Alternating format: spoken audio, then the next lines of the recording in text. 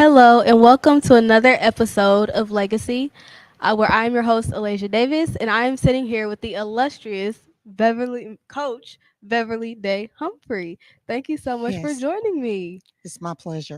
Yes, so Ms. Humphrey, you have a long list of accolades, but I feel like one that I would like to touch on first is the stadium that was named after you. Tell me about that. How did that come about? Okay. At that point, we had won 7 state championships in a row, Mm-hmm. track and field, and the community started talking about naming something after me or doing something, for me. And so one of the community members came in and he talked to me about it, and I was like, whatever. I Mm-hmm. don't know. And he was a friend. Mm-hmm. And so he did that. And I went on about my business because I told him I just want to win number 8 Yes. because I was just focused with that. And then they got together. They went to the superintendent. The superintendent took it to the school board. And then one day I'm walking around out there and I see these people up there, the top of the stadium. And that's when it dawned on me. They're naming the Wow. stadium after me. Wow, Yeah. that is crazy. So how did you feel in that moment? What was the immediate reaction? First of all, I was proud for my mother. Okay. I, Yes. I'm, you know, I was proud that the goals that we set Mhm. with me growing up, we had accomplished so many of them. Yes. But this was huge. Yes. And so, and I felt proud, Mhm. you know, and I didn't have to ask for it. And I Mhm. was proud of the fact that people around me felt that way about me. Yes. That's definitely a blessing. Well, you definitely left your mark at that school. Before announcing your retirement in mid 2023, you were actually the chief of athletics as well as the head coach of the women's track team since 2004. So I kind of want to get into your background with track and how that correlates to your experience as a coach. What do you think was the biggest difference that you saw personally? In coaching, Yes, versus being the runner. well, when if you ran for Barbara Jacket, it wasn't any I'm not gonna do and Mm-hmm. I'm not gonna come to practice. I shared that with you. I missed one Yes. day of practice and she turned her headlights on, and one of my girlfriends, track star, Mm-hmm. she was out there with me and pulled me around the track. And when I did 2 workouts, Mm-hmm. I did Monday's workout and then I did Tuesday's workout. People out there that know track and field, they gonna know I had a rough time.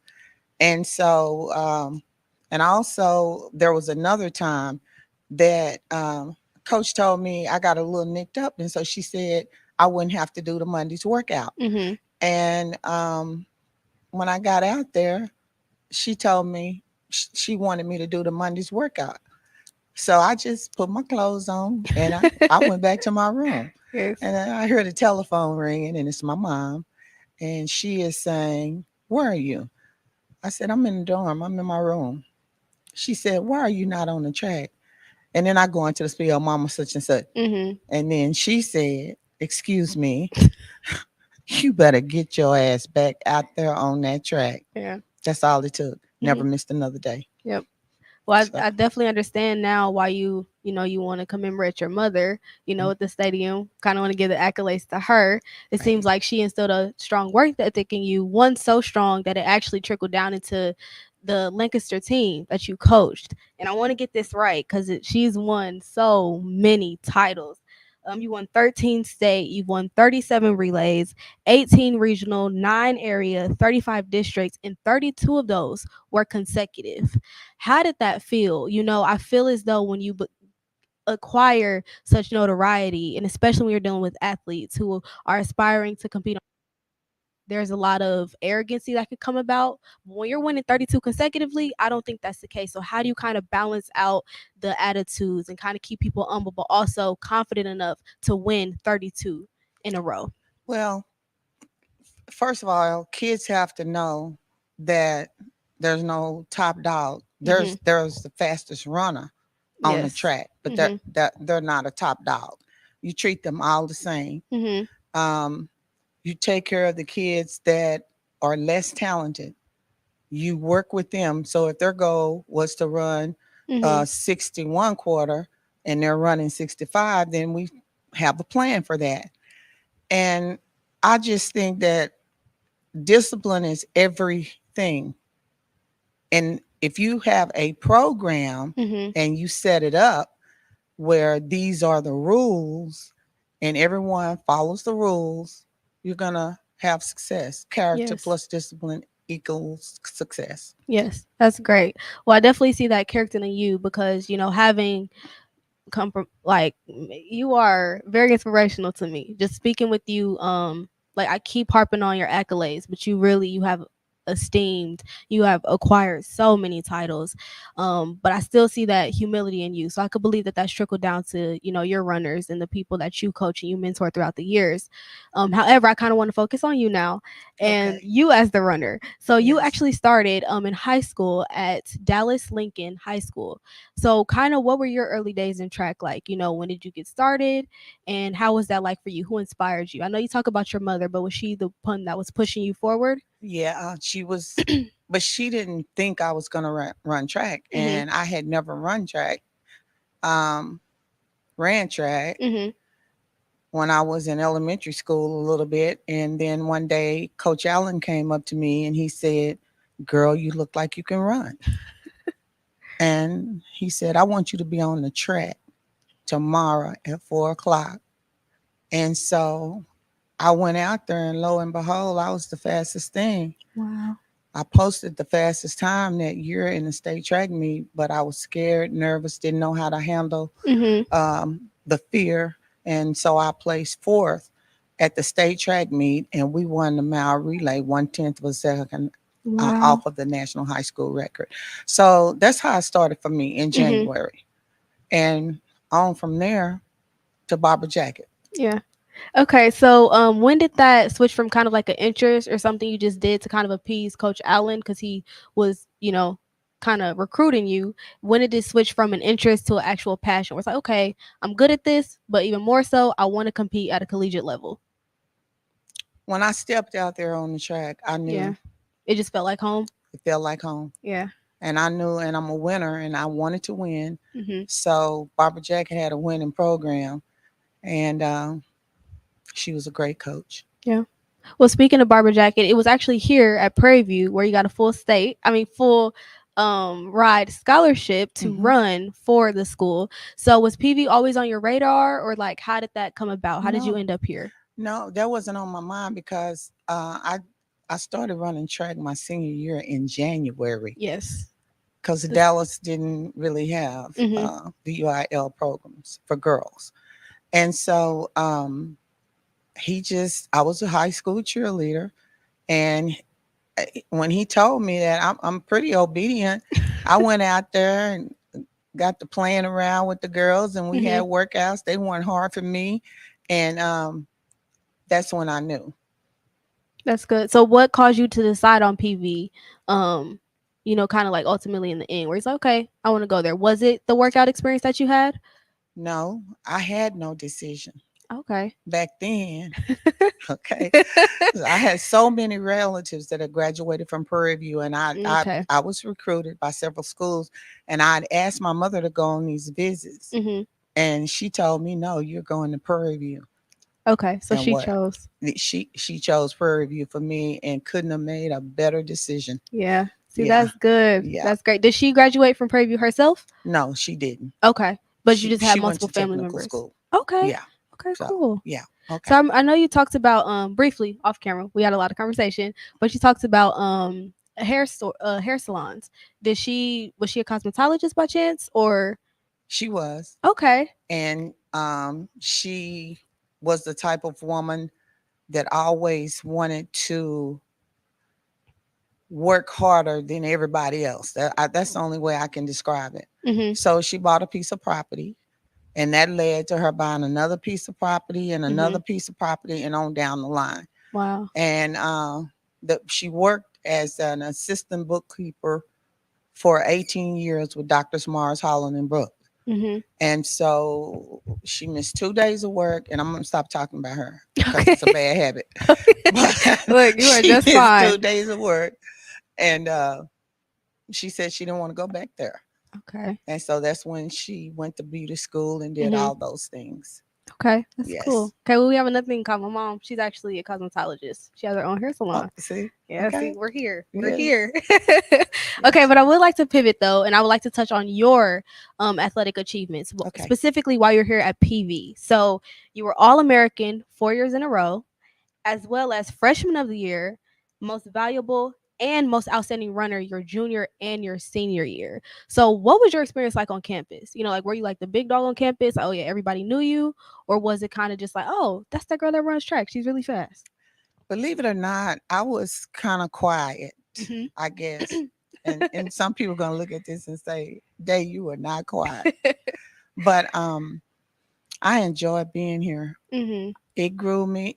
You know, you need to know that there are black doctors, Yes. PhDs, and all Hmm. all of that kind of stuff. You know, I knew that, but seeing them every day, Yeah. it was just wonderful. Hmm.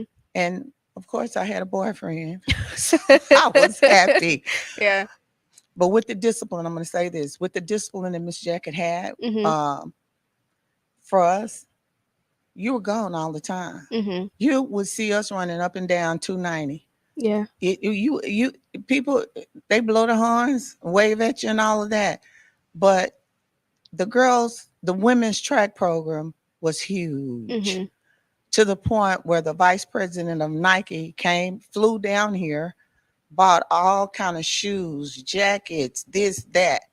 And so we thought we were pretty good. Yes. And then in 76, we won the national AIAW, Hmm. national, no, yes, it was the AIAW national championship. Hmm. And so we thought we were special. Yeah. You definitely were We were special. Baba Jacket's girls. Barbara Jenkins girls, I like that. I like that. Y'all were like the cool sorority, but y'all were the track team. Yes. I like it with the spin on it. Okay. Well, Okay. having accomplished so much, up until that point, being your senior year in college, having been, freshman of the year, most valuable runner, being recruited off of just one semester of running track, did you believe that like the sky was the limit, or did you kind of feel like, I've kind of maxed out, as far as I'm going to go? Did you have other future plans, or were you kind of just cruising, going with the flow? I was going with the flow, but Mhm. when I ran qualifying times for the Olympic trials, Mhm. I told my mother I didn't want to go. I told Miss Jacket it's been a long season. I just want to go home. Once again, she called Florence, Yeah. and my mother said, "You're going. It's a great experience." Yes. And my plan was to keep running, but things happen in politics, and the 80 Olympics were canceled. So I went to grad school. Mhm. Yeah, and you actually qualified for three different events: the 100, 200, and the 400. Yes, I did. So, what was that experience like? Having to qualify. Well, she took us to these big track meets. Mhm. It wasn't hard, and I would venture to say that we didn't lose Yeah. very many track meets. You didn't talk about losing. Mhm. You went there and you expected to win, and you won. So I guess that would be my answer. That would be your qualification for it. And my qualification was running in these big meets Mhm. with fast girls. Mhm. And so since she took us to California, Oregon, Louisiana, just different places, that's Mhm. how I qualified. Yeah. So, Yes. what was your experience finding out? About going to the Olympic Yes. trial. Yes. Well, they sent us a letter. Mhm. I read it and I was like, because it was 6 or 7 of us who had qualified. Okay. And we had Andrea Bruce from Jamaica. She made it in Mhm. there. And then we had 2 on the Prairie View team that made it to the Olympics. Right. So um, I think Coach Jacket was proud of us. I was Mhm. proud of myself. I Mhm. was a 20-year-old freshman. Wow. And you got 2 rounds, semifinals, and the finals. Mhm. And I used to be ashamed of myself because I didn't make it. And then I realized I'm one of the top 8. in the Mhm. United States of America. Yes. So I cried about it. And then I learned this lesson: hard work beats talent when Mhm. talent doesn't work hard. Yes. And I didn't work hard because I didn't want to run the quarter. So I ran the 200. So, anyway, to wrap all that up, it was an experience. Mhm. And I've grown from it. And it has affected my life, and it affects my day to day life, Yes. about struggles and not wanting to put everything you have into a project that you're working on, Mhm. or your job or whatever. Yeah, that's good. So, because Prairie View, it is a D1 school, and also obviously on a higher scale, the Olympics is an elite performance. So, how did you feel like preparing for a meet versus for the Olympics versus D1 was different?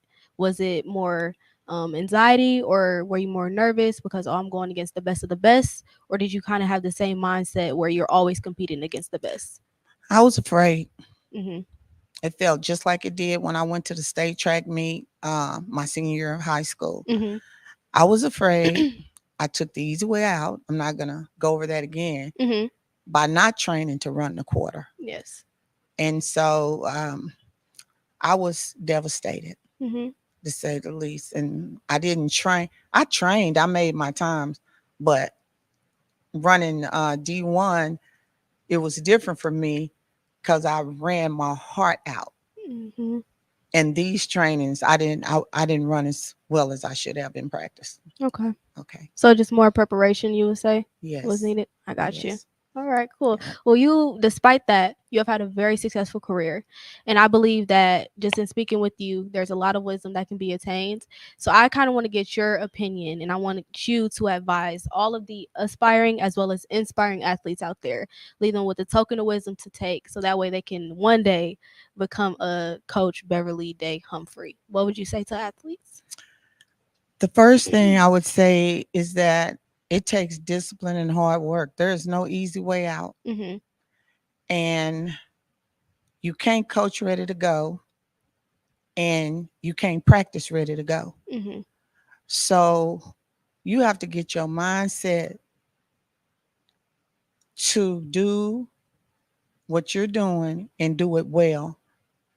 And you can't do everything that other kids get to do. Mhm. When you're dedicated, you're looking for a scholarship. And bad behavior, the talking back and the this and the that doesn't work. Yes. Some think that does, but it doesn't work. So my advice would be, find out what sport it is you want to play. Mhm. Be dedicated to that sport. Um, Talk to your parents. Get them to take you to different workouts and all of that.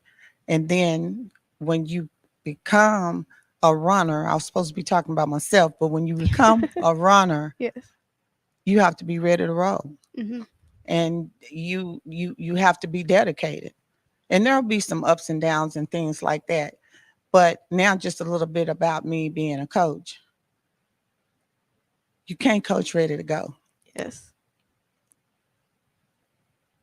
Whatever they have inside of them, it is your job to get it out of them. Mhm. So you deal with everything: the everyday life, the grades, the broken hearts. Mhm.